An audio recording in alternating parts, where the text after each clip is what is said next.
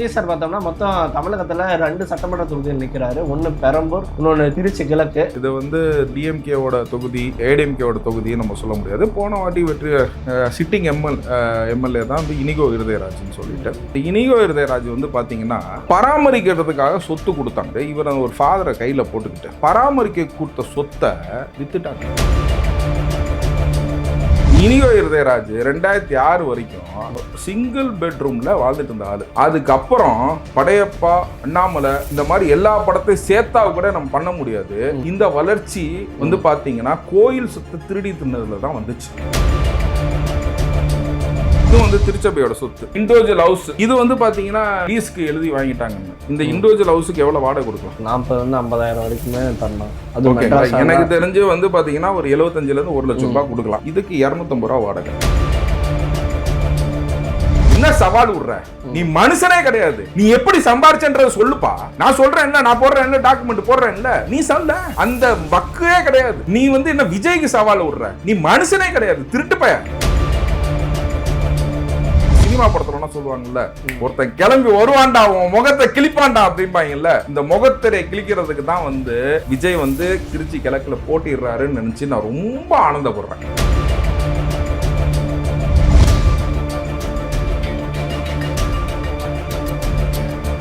வணக்கம். இன்னைக்கு நம்ம கூட அட்வொகேட் சதீஷ் அவர்கள் தான் இணைஞ்சிருக்காரு. தமிழக அரசியல் பற்றி பல்வேறு விஷயங்கள் நம்ம கேட்டு தெரிஞ்சுக்க போகிறோம். வாங்க பேசலாம் சார். வணக்கம் சார். வணக்கம். எப்படி இருக்கீங்க சார்? நல்லா இருக்கேன். கண்டிப்பாக சார். சமீபமாக உங்களோட இன்டர்வியூஸ் நிறைய பார்த்துட்டு இருக்கோம். மற்ற வக்கீல்கள் சொல்லாத பல்வேறு உண்மையான சம்பவங்களை நீங்கள் சொல்கிறீங்க. இதுக்கு பின்னாடி என்ன லீகலாக என்ன இருக்குது, மற்றவங்க சொல்லாதெல்லாம் நீங்கள் சொல்கிறீங்க. மக்களும் நிறைய பேர் பார்க்குறாங்க. ஸோ எல்லாருமே பார்க்குறதுனால தான் இன்றைக்கி உங்ககிட்ட பேசலான்னு வந்திருக்கோம். சரி சார், முதல்படியாக பார்த்தோம்னா இன்னும் நம்மளோட தமிழக சட்டமன்ற எலெக்ஷனுக்கு ரொம்ப கம்மியான நாட்கள் தான் இருக்குது. எல்லா கட்சியும் கிட்ட வந்துட்டாங்க. அவங்களோட வேட்பாளர்கள், தேர்தல் அறிக்கை எல்லாம் அறிவிச்சிட்டாங்க. இன்றைக்கி கூட விஜய் சார் வந்து பிரச்சாரத்தை ஆரம்பிச்சிருக்காரு. ஸோ அந்த வகையில் பார்த்தோம்னா விஜய் சார் பார்த்தோம்னா மொத்தம் தமிழகத்தில் 2 சட்டமன்ற தொகுதியில் நிற்கிறாரு. ஒன்று பெரம்பூர், இன்னொன்று திருச்சி கிழக்கு. பெரம்பூர் பற்றி நம்ம எல்லாருக்குமே தெரியும். அது எந்த மாதிரி தொகுதி, அங்கே யார் நிற்கிறா, என்ன அங்கே இருக்கக்கூடிய மக்கள் பற்றி தெரியும். எங்களுக்கு அதிகமாக அறியப்படாத ஒரு தொகுதினா அது திருச்சி கிழக்கு. அங்கே விஜய் சார் ஏன் சூஸ் பண்ணுறாருன்றது அது ஒரு முக்கியமான கேள்வி, அது வேற கேள்வி. ஸோ இன்றைக்கி அந்த திருச்சி கிழக்கு அதை பற்றி சொல்லுங்கள். அங்கே நிற்கக்கூடிய திமுக வேட்பாளர்கள், அதிமுக வேட்பாளர்கள், அவங்கள பற்றி சொல்லுங்கள். அது என்ன மாதிரி எல்லாம் வரும்? இல்லை, ஆக்சுவலாக வந்து திருச்சி கிழக்குங்கிற போது திருச்சி வந்து பார்த்தீங்கன்னா வந்து சென்டர் ஆஃப் தமிழ்நாடு. ஆக்சுவலாக வந்து பார்த்தீங்கன்னா எம்ஜிஆர் அவர்களே வந்து பார்த்தீங்கன்னா திருச்சியை வந்து தலைநகரமாக்கணும்னு சொல்லி நினச்சாரு. ஓகேங்களா? ஸோ அதனால தான் வந்து பார்த்தீங்கன்னா விஜய் அவர்கள் ஃபஸ்ட்டு வந்து பார்த்தீங்கன்னா தெருமுனை பிரச்சாரம் ஆரம்பிச்சது திருச்சியில் தான், எஸ்பெஷலி திருச்சி கிழக்கில். ஓகேங்களா? மரக்கடன்ற ஏரியாவில் தான் வந்து ஆரம்பித்தார். ஸோ அந்த விஷயத்தில் வந்து பார்த்தீங்கன்னா அவர் வந்து இப்போ இந்த 2 இடத்துல நிற்கிறதுக்கு பற்றி அவங்க எல்லாமே சொல்கிறாங்க. பெரம்பூர் நம்ம நீங்கள் பார்த்ததுனால நான் சொல்கிறேன். அதாவது அவங்க ஹெட் அத்தாரிட்டிஸ் எல்லாம் வந்து இந்த வாடி அது சென்னையில் நிற்கிறதுக்கு எனக்கு தெரிஞ்ச நான் அசைன் பண்ணுற ஒரே காரணம் என்னன்னு கேட்டிங்கன்னா, அந்த மெட்ராஸ் டெரிட்டரியை வந்து ஏடிஎம்கேவால் உடைக்க முடியல. ஸோ அதனால தான் அவங்க நிர்வாகிகள் எல்லாத்தையும் வந்து மெட்ராஸில் போட்டு அந்த மெட்ராஸை உடைக்கணும் அப்படிங்கிறதுக்காக மெட்ராஸ்லேயும் திருச்சி கிழக்கு அப்படிங்கிறத செலக்ட் பண்ணது வந்து பார்த்தீங்கன்னா அது சென்டர் ஆஃப் பாயிண்ட்டாக இருக்குது. So accessible to all the கான்ஸ்டிடுவன்சிஸ்ன்றதுனால அங்கேயும் ஒரு மனு போட்டிருக்காரு. இப்போ திருச்சி கிழக்கில் வந்து பார்த்தீங்கன்னா விஜய் சாரை பற்றி ஒன்றும் சொல்ல வேண்டியதில்லை, எல்லாத்துக்கும் அறிமுகமானது. அதில் வந்து பார்த்தீங்கன்னா அதிமுகவில் வந்து ஒரு இன்ஜினியரிங் காலேஜோட ஓனர் வந்து அதிமுகவில் அவர் வந்து புதிய வேட்பாளர். ஓகேங்களா? அவர் வந்து இது பண்ணியிருக்காரு. இதுக்கு முன்னாடி அதிமுகவில் வந்து வெல்லமண்டி நடராஜன் இருந்தார். ஓகேங்களா? அவர் அமைச்சரான அதே இது. ஸோ இது வந்து பார்த்தீங்கன்னா இந்த தொகுதி வந்து பார்த்தீங்கன்னா மாறி மாறி தான் இருக்குது. இது வந்து டிஎம்கேவோட தொகுதி, ஒரு ஏடிஎம்கேவோட தொகுதியை நம்ம சொல்ல முடியாது. போன வாட்டி வெற்றி சிட்டிங் எம்எல்ஏ தான் வந்து இனிகோ இருதயராஜ்னு சொல்லிட்டு. ஆக்சுவலாக வந்து பார்த்தீங்கன்னா விஜய் போட்டிடுற 2 இடத்துலையுமே பார்த்தீங்கன்னா சிட்டிங் எம்எல்ஏ. இது யாருமே அந்த மாதிரி ஒரு இதை எடுக்க மாட்டாங்க. ரொம்ப டேரிங்காக வந்து அதை எடுத்திருக்காங்க. இன்னும் 2 இடத்துல ஒரு போட்டி போடுறாரு. அதுக்கு அவங்க ஸ்ட்ரென்தன் பண்ணுறதுக்கு தளபதி தானே ஸ்ட்ரென்தன் பண்ண முடியும். ஒரு போரை எடுத்துகிட்டு போகிற தளபதி தானே ஸ்ட்ரென்தன் பண்ண முடியும். அப்படிங்கும்போது சென்டர் ஆஃப் தமிழ்நாடுல நான் இருக்கும் போது அப்படிங்க பார்த்தீங்கன்னா சர்க்கார் படம் சொல்கிற மாதிரி தான். ஓகேங்களா? நேருக்கே ஒரு சவால், என் ஊருக்கு வர முடியாதுன்னு உன் ஊரில் நிற்கிறேன் என்ன பண்ண முடியும் அப்படின்றத. ஸோ அந்த இதில் வந்து ஒரு சென்டர் ஆஃப் தமிழ்நாட்டில் வந்து அவர் களம் கல்றாரு. அதில் வந்து இது வந்து என்னையை பொறுத்த வரைக்கும் திருச்சி கிழக்கு வந்து அவருக்கு வந்து அமோக வெற்றி கிடைக்கிறதுக்கான நிறைய பாசிபிலிட்டிஸ் இருக்குது. உங்கள் நேயர்களுக்கு முதல் முறையாக சொல்கிறேன், ஓகேங்களா, என்னோட ஓட்டும் திருச்சி கிழக்கில் தான் இருக்குது. நான் வந்து வழக்கறிஞர், அரசியல் விமர்சகர், சமூக இது எல்லாத்தையும் தவிர்த்து வந்து பார்த்தீங்கன்னா நான் ஒரு திருச்சி கிழக்கு வாக்காளர். அப்படிங்களா? இப்போ ஓட்டு போடணும்னா அங்கே தான் போய் நான் ஆமாம், என்னோட ஓட்டு வந்து திருச்சி கிழக்கில் தான் இருக்கு. ஓகேங்களா, என்னோட சொந்த ஊர் திருச்சி கிழக்கு. இது வந்து ஒரு விஜய் சாருக்கு வந்து இது வந்து ஒரு ஈஸி வின் கான்ஸ்டுவன்சி தான். நான் வந்து திருச்சி கிழக்கை பற்றி சொல்லுவேன். ஏன்னு கேட்டிங்கன்னா அது வந்து ஏற்கனவே சிட்டிங் எம்எல்ஏ எப்படி வந்து ஈஸி வின் கான்ஸ்டன்சின்னு நீங்கள் சொன்னீங்கன்னு கேட்டிங்கன்னா, நான் வந்து 2021 வந்து நான் திருச்சி கிழக்கில் போட்டியிட்டேன் சுயேட்சை வேட்பாளராக போட்டிட்டேன். நான் போட்டியிட்டதுக்கு காரணம் என்னன்னு கேட்டிங்கன்னா, இந்த இனிகோ இருதயராஜ் பண்ண ஃப்ராடு தனத்தை நான் சொல்கிறதுக்காக தான் நான் போட்டியே இட்டேன். அப்படிங்களா? ஓகேங்களா. இந்த இனிகோ இருதயராஜ் வந்து பார்த்தீங்கன்னா, அதாவது இங்கே வந்து டயசிஸ் வந்து பிரிச்சுச்சு.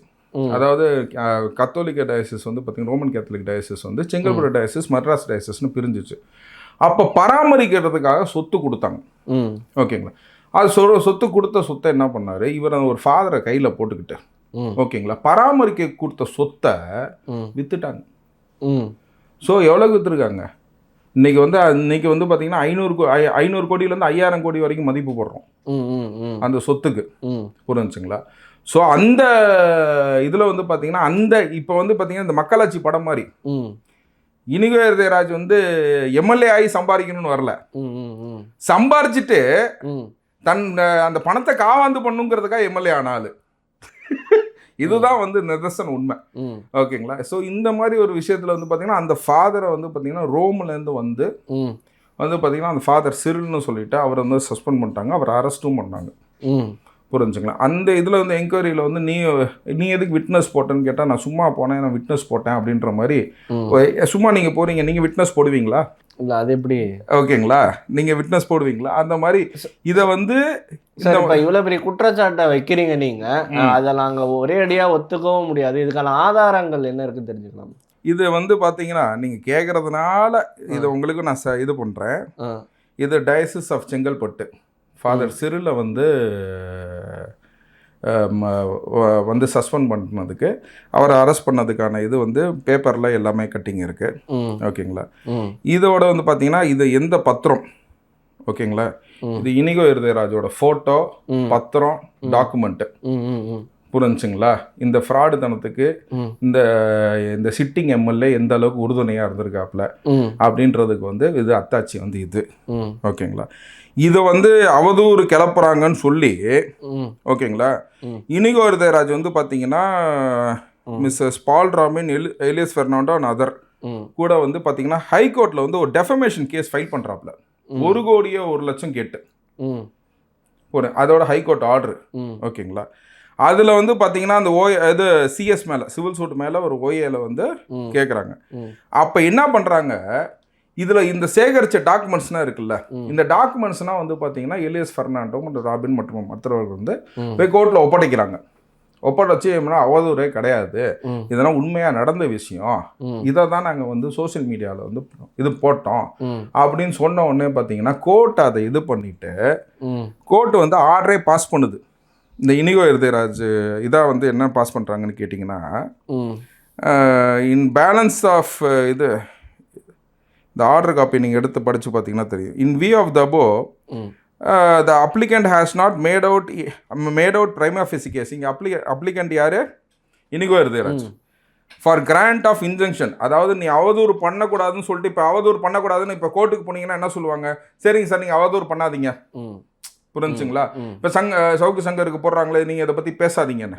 புரிஞ்சுங்களா. இந்த டாக்குமெண்ட் எல்லாம் போட்டதுனால என்னன்னு கேட்டிங்கன்னா, prima facie case for grant of injunction and balance of inconvenience is also is not in their favour. இந்த result this original application is dismissed. Inigo Irudayaraj போட்ட அப்ளிகேஷன், இப்போ நீங்கள் அவதூறுன்னு சொல்கிறீங்கள, இந்த அவதூறு பேசுனதுக்காக போட்ட இதில் ஓஏல இது வந்து பார்த்தீங்கன்னா இது வந்து டிஸ்மிஸ் பண்ணுது ஹைகோர்ட். அதை தான் நான் அந்த டாக்குமெண்ட்டை தான் இப்போ உங்கள்கிட்ட காட்டினேன். ஓகேங்களா. ஸோ இந்த மாதிரி ஒரு ஃப்ராடு பண்ணிட்டு அந்த காசை எடுத்துகிட்டு வந்து இனிகோ இருதயராஜுக்கும் திருச்சிக்கும் என்ன சம்பந்தம்? ம் புரிஞ்சுங்களா? இனிகோ இருதயராஜ் வந்து எப்படின்னு கேட்டிங்கன்னா 2006 வரைக்கும் புரிஞ்சுங்களா, அவங்க அப்பா வந்து ரொம்ப ஜென்யூன் பர்சன். ஓகேங்களா, to be very very frank they are all family friends. அதனால் வந்து நம்ம சொல்ல இனிகோ இருதயராஜ் மட்டும் தான் நான் சொல்கிறேன். ஓகேங்களா, அந்த இனிகோ இருதயராஜ் 2006 வரைக்கும் சிங்கிள் பெட்ரூமில் வாழ்ந்துட்டு இருந்த ஆள். அதுக்கப்புறம் படையப்பா, அண்ணாமலை இந்த மாதிரி எல்லா படத்தையும் சேர்த்தா கூட நம்ம பண்ண முடியாது. இந்த வளர்ச்சி வந்து பார்த்தீங்கன்னா கோயில் சொத்தை திருடி தின்னதுல தான் வந்துச்சு. அப்படி நான் தாங்க சொல்கிறேங்க. எப்படி சம்பாரிச்சாருன்னு ஒரு புக்கை போட சொல்லுங்க. ஓகேங்களா, 2006 நான் அலிகேஷன்ஸ் எல்லாம் வைக்கிறாங்கல்ல இந்த மாதிரி. அதாவது பராமரிப்புக்கு கொடுத்த சொத்தை புரிஞ்சுங்களா, நீ அந்த ஃபாதருக்கு இது பண்ணி நீ வந்து விட்னஸ் போடுவீங்களா? நீங்கள் விட்னஸ் போடுவீங்களா? நீங்கள் ஒரு டிரான்சாக்ஷன் பண்ணலான்னு நீங்கள் அதில் போய் விட்னஸ் போடுவீங்களா? ஓகேங்களா, அந்த விட்னஸ் போட்ட டாக்குமெண்ட்டை தான் நான் காட்டினேன். ஓகேங்களா, அப்படிங்கும் போது அப்படி சம்பாரிச்ச காசு தான் இது. இப்போ வந்து அவர் அங்கே இருக்கிற ஒரு எம்எல்ஏ, ஓகேங்களா, அவ்வளோ காசு நிறைஞ்சு கிடக்குது. இப்போதைக்கு இப்போ என்ன பண்ணணும்? நல்ல பேர் சம்பாதிக்கணும். ஓகேங்களா, இப்போ நீ திருடலையான்னு கேட்டிங்கன்னா அது இங்கே ஆக்சுவலாக திருச்சியில் வந்து பார்த்தீங்கன்னா ஏரியாவே திருச்சி கிழக்குங்கிறது கொஞ்சம் கன்ஜஸ்டட். நான் வந்து மலைக்கோட்டையில் வசிக்கிறேன். ஓகேங்களா, அங்கே வந்து பார்த்தீங்கன்னா டூரிஸ்ட் எல்லாம் வருவாங்க. ஓகேங்களா, டூரிஸ்ட்டுக்குன்னா வந்து இது பண்ணணும், அதுக்கான ஒரு நிலையான ஏற்பாடே கிடையாது.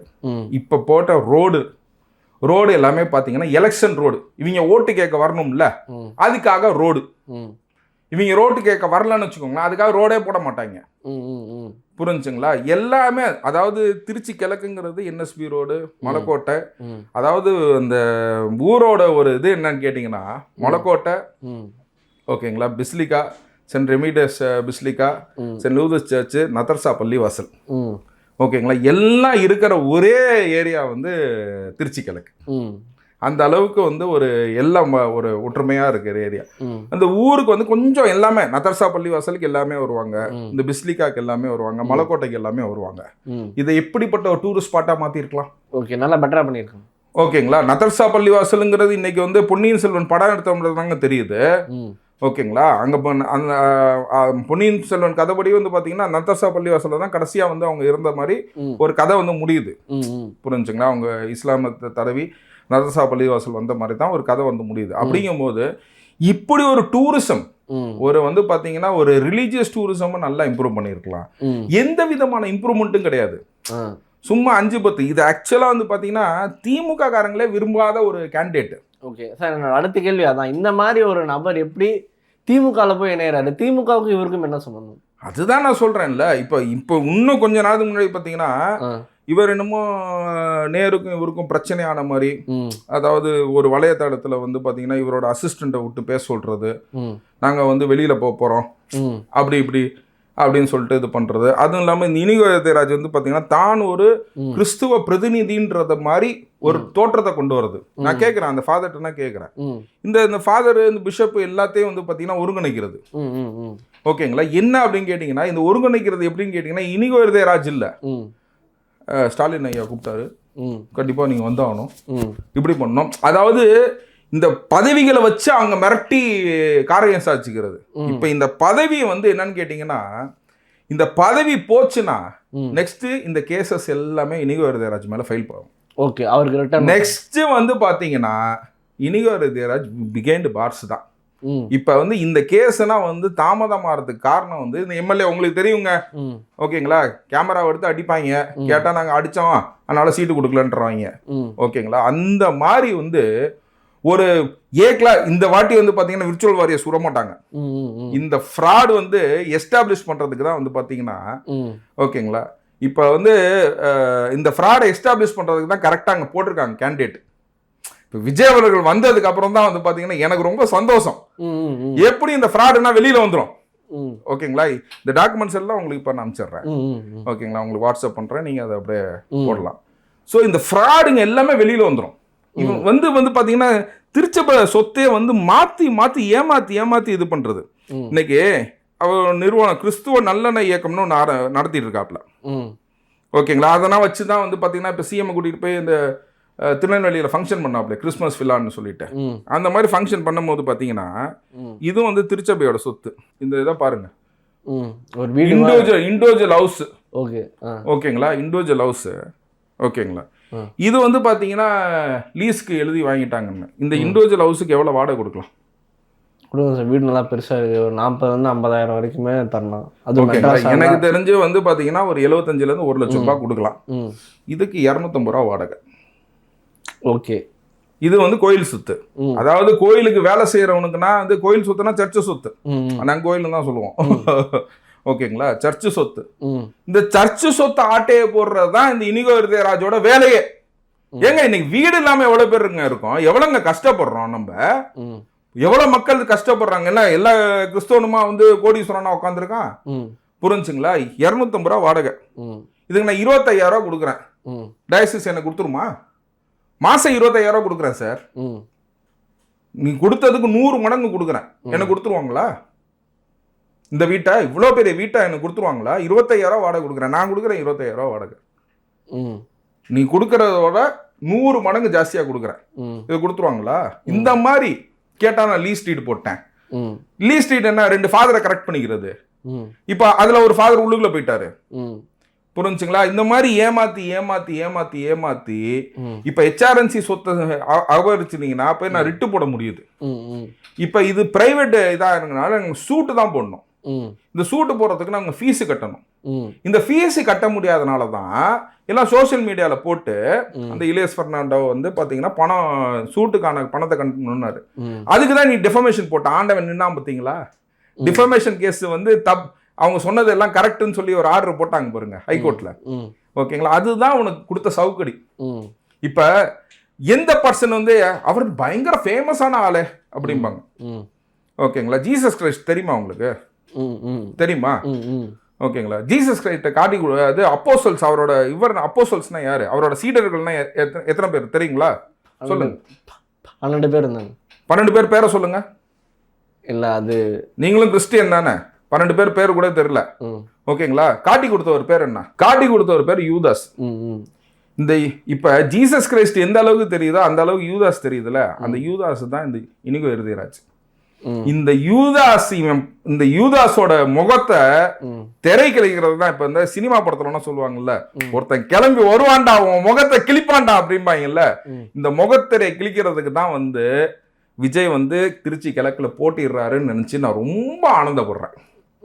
இப்ப ஒண்ணும் இல்ல, விர்ச்சுவல் வாரியர்ஸ் எல்லாம் இந்த ஆப்போசிட் கேண்டிடேட் இந்த இனிகோ இருதயராஜ பத்தி என்ன சவால் விடுற? நீ மனுஷனே கிடையாது, நீ எப்படி சம்பாரிச்சன்றத சொல்லுப்பா. நான் சொல்றேன் இல்ல, நான் போடுறேன் இல்ல, டாக்குமெண்ட் போடுறேன் இல்ல, நீ சொல்ல, நீ எப்படி சம்பாரிச்சன்றத சொல்ல. அந்த வக்கே கிடையாது. நீ வந்து என்ன விஜய்க்கு சவால் விடுற? நீ மனுஷனே கிடையாது, திருட்டு பைய. அடுத்த கேள்வி அதுவா தான் வச்சு, புரிஞ்சுங்களா? அதாவது கோயில் சொத்தை ஏமாத்தி திங்கிறீங்க, நல்லா இருக்குமா? கோயில் சொத்தை எடுக்கலாமா? கோயில் சொத்தை தின்னவன் அது நல்லா இருப்பாங்களா? நீ அதுல ரியல் எஸ்டேட் வியாபாரம் பண்ற, உனக்கு கூட வந்து எல்லா போலீஸ்காரங்களையும் வச்சுக்கிற. நான் திரும்ப நெக்ஸ்ட் என்னன்னு கேட்டீங்கன்னா, எந்தெந்த போலீஸ்காரங்க இது ஒரு பெல்ட். ஓகேங்களா, போலீஸ்காரங்க எல்லாத்தையும் ஒரு ஒரு ஒரு இது பண்ணிக்கிறது, அதுக்கப்புறம் அப்படியே வந்து பொலிட்டீஷியன் பில்டப் பண்றது. ஓகேங்களா, இது எல்லாம் பண்றதுதான் இந்த இனிகோ இருதயராஜோட வேலை. ஸோ நீ சிட்டிங் எம்எல்ஏ இருக்கும் போது, நான் போன வாட்டி வந்து பேசுவேன் சுயேட்சை வேட்பாளரா, நான் எவ்வளவு பேச முடியும்? ஒரு ஆட்டோ எடுத்துட்டு போய் பேசுவேன், அவ்வளவுதான். இன்னைக்கு விஜய் வந்துட்டாப்ல, கண்டிப்பா இப்போ உன் முகத்தரை கிழிச்சிருவாப்ல. சோ இதுக்கப்புறம் என்ன நடக்கும் நினைக்கிறேன். அதனால தான் இந்த வாட்டி நான் நாமினேஷன் போடல, விஜய் வந்ததுனால. ஓகேங்களா, இந்த டாக்குமெண்ட்ஸ்னா நீங்க போடுங்க. ஓகே, அதுக்கப்புறம் நீங்க மக்கள்கிட்ட போய் கேளுங்க நீங்க யாருக்கு ஓட்டு போடுவீங்கன்னு. ஓகேங்களா, அந்த மக்கள் சொல்லட்டும். இது வந்து கிறிஸ்தவர்களை மட்டும் ஏமாத்தினது. ஓகே, இதுக்கு மேல வேற என்ன ஏமாத்தி இருக்காப்ல எனக்கு தெரியல. எனக்கு இங்க வந்து ஒரு டெவலப்மெண்ட் கிடையாதுங்க. நான் இவ்வளவு சொன்னேன்ல, டெவலப்மெண்ட் எந்த டெவலப்மெண்ட் ஆச்சும் பண்ணிருக்கணும்ல, ஒரு டெவலப்மெண்ட் கிடையாது. ஓகேங்களா, சும்மா அதாவது கொடை வெள்ளலாட்டம். நீ கொள்ளடிச்ச காசுல கொடை வெள்ளலாம் இருந்து என்ன பிரயோஜனம்? நீ உழைச்சிருந்தீங்கன்னா உனக்கு அந்த அருமை தெரியும். உழைக்கிற மாதிரி உடம்பு அது. ஓகேங்களா, உழைச்சிருந்தீங்கன்னா தெரியும். நீ எப்படிப்பா பழையப்பா நம்மள கலந்து பெரிய ஆளான ஆளுதான் இந்த இனிகோ இருதயராஜ். புரிஞ்சுங்களா? So number 1 fraud. இந்த முகத்திரைய வந்து பாத்தீங்கன்னா இந்த வாட்டி கிழிக்கப்படும். he will not even get the deposit. இன்னொன்னு சொல்றேன், நம்ம இந்த சேனல்ல முன்னாடியே போறதுனால வேட்பாளர் மாத்துறதுக்கும் நிறைய வாய்ப்புகள் உண்டு. இதுக்கப்புறம் அது எப்படி நடக்கும்னு நினைக்கிறீங்க? எனக்கு எல்லாம் தெரியல. வேட்பாளர் மாத்தலைன்னா எனக்கு ரொம்ப சந்தோஷம். ஓகே, ஓகேங்களா? மாத்தினாலும் உங்களுக்கு சந்தோஷம். வேட்பாளர் மாத்தினா வந்து அட்லீஸ்ட் வந்து எனக்கு டிஎம்கேல வந்து ஓரளவாச்சும் இவங்க வந்து திருந்திட்டாங்கன்றத நம்ம நினைச்சுக்கலாம். புரிஞ்சுங்களா? டிஎம்கேல வந்து ஓரளவாச்சும் கண்ணு தெரியுது போல இருக்கு அப்படின்னு நினைச்சுக்கலாம். ஓகேங்களா? வேட்பாளர் மாத்தலைன்னா ரொம்ப சந்தோஷம் எனக்கு. ஓகேங்களா? மக்கள் வந்து சரியான சவுக்கடி ஒண்ணு கொடுப்பாங்க. இது வந்து நான் வந்து பர்சனலா சொல்றேன், ஒரு வாக்காளனா சொல்றேன், ஒரு கிறிஸ்துவனா சொல்றேன். ஓகேங்களா? உனக்கு இந்த இதுக்குன்னா எப்படி பதில், இந்த டாக்குமெண்ட்டுக்குன்னா பதில் சொல்லுங்க. ஏன் பதில் சொல்ல முடியாது? ஓகே, இது வரைக்கும் இத பத்தி எதுவும் பெருசா வெளியே வந்த மாதிரியே தெரியலையா சார்? சார் வருது சார், எல்லாம் வருது. புரிஞ்சுங்களா? நீங்க எப்படின்னா ஒரு தவறு செய்யும் போது ஒரு கூட்டம் தான் இருக்கணும். நீ ஒண்ணு இன்னும் எடுத்து யாராச்சும் பிடிச்சி உங்க கையை பிடிச்சி எல்லாம் செய்ய முடியாது. ஒருத்தன் ஆசையை உருவாக்குவாங்க பாத்தீங்களா? அந்த ஆசையை உருவாக்குறது யாருக்கும்? நீங்க கவர்மெண்ட்ல இருக்கணும் உருவாக்குவீங்க. இப்ப அந்த ஃபாதர் சிறிலுக்கு உருவாக்கி இருக்கீங்க அந்த ஆசையை. அந்த மாதிரி இருக்காங்களா, ஹேண்ட் அண்ட் கிளவ் இருக்காங்களா? அதனாலதானே இன்னைக்கு எல்லாருமே வந்து பாத்தீங்கன்னா திரும்பிட்டாங்க. புரிஞ்சுங்களா? மொத்த காசையும் நீ ஆட்டையை போட்டு போயிட்ட. இன்னைக்கு எல்லாருமே திரும்பிட்டாங்க. புரிஞ்சுங்களா? இந்த பதவி மட்டும் விட்டு உன்னை இறக்கனா, புரிஞ்சுங்களா, ஆண்டை உன்னை எங்க வைக்கணுமோ அங்க வைப்பான். உன் கடைசி காலத்தை நீ எங்க கழிக்கிறியோ, ஓகேங்களா, அதுதான் உன்னோட பாவம் புண்ணியத்தை சொல்லும். புரிஞ்சுங்களா? அதுதான் உன் பாவம் புண்ணியம். நான் வந்து பர்சனலா சொல்றேன் சார், பர்சனலா சொல்றேன். நீ இப்பேற்பட்ட ஒரு திருட்டுத்தனத்தை பண்ணிட்டு, புரிஞ்சுங்களா, இப்படின்னா இருந்தா உங்களுக்கு எப்படி சார் இருக்குது? இதனால் நியாயமா? சொல்லுங்க சொல்லுங்க சார். 250 ரூபாய்க்கு வீடு எப்படி நீ உனக்கு மட்டும் கிடைக்குது? எப்படி நீ வந்து பராமரிக்க கொடுத்த சொத்தை நீ விற்கிற? எப்படி இதெல்லாம் நடக்குது? நீ எப்படி பணக்காரன் ஆன சொல்லு கேட்டா? எங்க MSW படிச்சு விட்டு நீங்க முனைவர் பட்டம் வாங்கியிருக்காரு. முனைவர் பட்டம் எதுல தெரியுங்களா? கலைஞரை பத்தி எழுதுனதுல. புது முனைவர் இவர் தான். கலைஞரை பத்தி எழுதுனதுக்கு ஒரு முனைவர பட்டமா அது இவர் வாங்கியிருக்காப்லையா? புரிஞ்சுங்களா? இதுதான் வந்து பாத்தீங்கன்னா இனிவேர்தி ராஜோட ஜாதகமே. ஸோ இந்த முகத்திரை வந்து விஜய் கிழிப்பாரு. ரிச்சுவல் வாரியர்ஸ் அவர் நாமினேஷனுக்கு முன்னாடியே எல்லாத்தையும் கிழிச்சிருவாங்க. புரிஞ்சுங்களா? அவர் திமுக வந்து டெபாசிட்டே வாங்காது. ஸோ விஜய்க்கு அது வந்து ஒரு ஸ்மூத்தான வெற்றியா இருக்கும். அந்த பகுதியில் விஜய் ரொம்ப எளிதா. ஆமா, இதுக்கு மேல நீங்க ஒரு அங்க இருந்தீங்கன்னா ஓட்டு போடுவீங்களாங்க? சொல்ல வேணாம், மனசுலோட வச்சுக்கோங்க. புரிஞ்சுங்களா? நீங்க சொல்லுவீங்க, எனக்கு ஒன்றும் நீங்க நிறைய சொல்லணும்னு இல்லை, மனசோட வச்சுக்கோங்க. இப்ப ஏற்பட்ட ஒரு ஃப்ராடுக்கு நீங்க ஓட்டு போடுவீங்களா?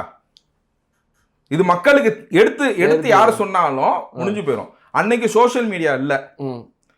2021 அப்பதான் கொரோனா வந்துச்சு. அப்பதான் 2-3 மொபைல் வந்துச்சு. இன்னைக்கு வந்து பாத்தீங்கன்னா எல்லாருமே எல்லாருமே மொபைல், வீட்டுல டிவி இல்ல, மொபைல் கையில இருக்கு. புரிஞ்சுங்களா? இன்னைக்கு எல்லாத்துக்கும் இது போய் ரீச் ஆகும். எளிதா வெற்றி பண்ணுவாரு விஜய் அவர்கள். ஓகேங்களா? ஸோ அவருக்கு வந்து ஒரு நல்ல வாய்ப்பு. அவர் தான் ஆட்ட நாயகன். ஓகேங்களா? மற்ற எல்லாத்துக்கும் டெபாசிட் இல்லை.